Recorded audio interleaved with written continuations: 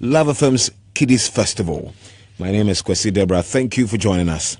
Former Vice Chancellor of the Kwame Nkrumah University of Science and Technology is advocating emphasis on training of early childhood educators. Professor William Otu Ellis says ability of children to absorb what they are taught in the formative years impacts their future development. He spoke at the graduation of DHI College of Health and Education in Kumasi. The Naya Ojima reports. Early childhood educators, unlike other categories of teachers, have received little attention. Differences in learning abilities of children, however, makes the field of study relevant. Professor Ellis wants graduates to exhibit professionalism as they move into the field. An open arms to a frightened child or struggling adult. A warm and genuine smile to your clients, whether young or old. A precious time spent with a young one to ensure that knowledge is efficiently and effectively transferred. Remember that your professions enable you to bring positive change to someone's life.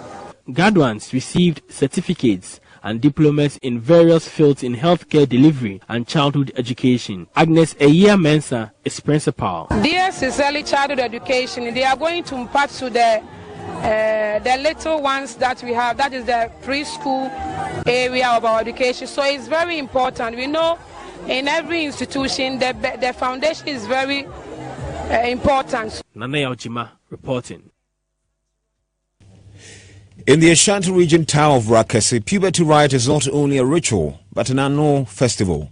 The old age practice many people consider outmoded is highly upheld by natives as they find it an effective way of fighting teenage pregnancy. In fact, traditional authorities want financial support from government to cater for girls whose parents cannot afford the cost of bragro. Nanasa and Sumensa traveled to the town, the Butsomchi district, to learn more about the initiation of girls into womanhood.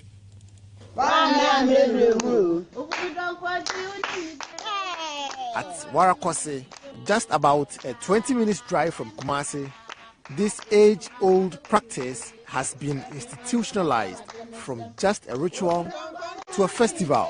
Nana Yasewa is Bragro Hima, who heads the Bragro committee.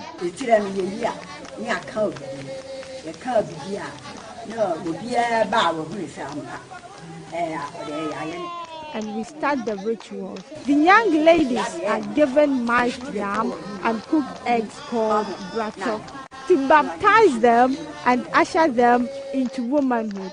However, they are warned not to chew the egg, but to swallow.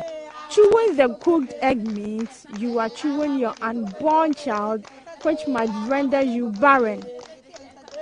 Critics of puberty rites cite the almost naked exposure of those initiated. However, Warakwasahima Nana Yajamfua III is convinced the positives outweigh the negatives. She said, reactivation of the puberty rite has drastically reduced teenage pregnancy in the traditional area. Our forefathers were practicing these Bragro rituals even before my grandmother was born. Reporting for Joy News, Nana Asenso Mensah. And that's how we end the Love Headline News at 4. My name is KWASI DEBRAH. Right, so just before you go, a quick one on today's conversation. And I read, I've been dating my boyfriend for almost 2 years. Honestly, I'm head and heels over... I'm head over heels with him, and I would marry him in the future. The problem is that he refuses to go back to school. This bothers me more than anything, since I was raised in a family where college was absolutely necessary, and I feel it is such a great and rewarding experience. Aside from the mental benefits, having a master's degree is a surefire way to secure your future, she says. So we've talked about this endlessly, and he gets upset and frustrated, as I do. I'm at a crossroads between breaking up with him because of his lack of passion and motivation. What should I do? This be pastoral. See, in the first place, the guy is down with the bachelor's degree, and so the girl's worried because the guy doesn't want to do a master's. To me, it's neither here nor there. Love is not about a master's degree or a PhD. Fine, if the person doesn't have a passion, and also he doesn't have vision, that's another thing altogether. But if a person is even having an SHS certificate, but he has passion, he has vision, that is all.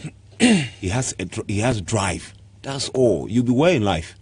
But for master's degree, I've seen people with double masters, but they are there wondering. And that's not supposed to, because after going through undergraduate and doing your graduate, you're supposed to acquire certain skills, which entrepreneurial skills. And you're supposed to do things on your own.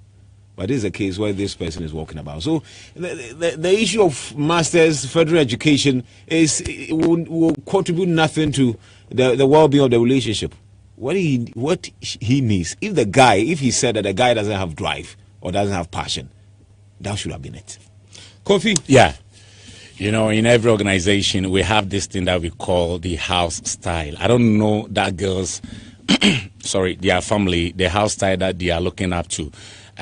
Like she said, college education is very important. Okay, so it means over there, at least you should hold a master's degree certificate in that family, right? Yeah. But then is it? Oh, please, is somebody else's criteria for whatever? But I'm asking, is it part of what the father or the family will require for the man to be accepted as a husband? If that is part of the requirement, like if you go in for the dowry, bring Bible, bring 2 schnapps, bring your certificate, present PhD, your master's, that kind of thing. If it's part of it, then he has no option than to go and do it. But if it's not, masters na day. PhD for me nukra ware or seba akoye ne hu te say sebu, or else they can never cope. So what is this? Aware ben okochro sebo tekremaso. Relax, Kofi. I mean, right? If he is even even if he's a mechanical fitani krana, say he can be a best husband. What is this PhD masters and blah blah blah? It's vision and drive. Well, maybe is the father who is also asking that say obinye masters akusua mfane mafia and akusua wo case. You're rocking with the best. Drive time on Love 99.5 FM. The best music, the best variety. DJ Ruben is riding the city home.